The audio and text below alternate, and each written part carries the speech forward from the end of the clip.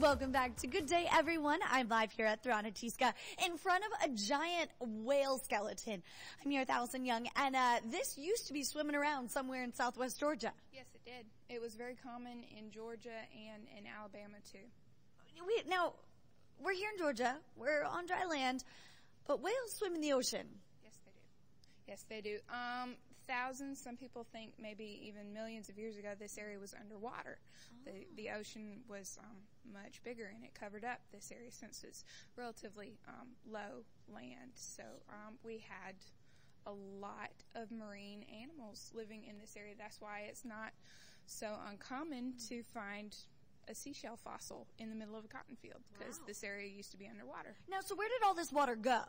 It froze during the Ice Age. A lot of it, that ice would pull the water away from the area, so the landmass suddenly became much, much larger. Okay. And then when the Ice Age ended, some of the ice melted down, and we ended up with our current landmass.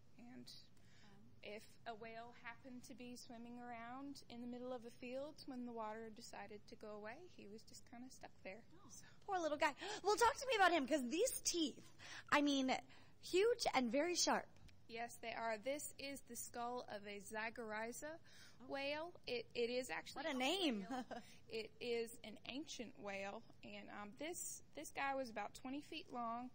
Probably, he looks sort of like a chunky dolphin, really. Poor guy. The way he was built, but obviously, looking at his teeth, he ate meat, and lots of it. He was not a plant eater in any way, and pretty fast swimmer too. Yeah. So.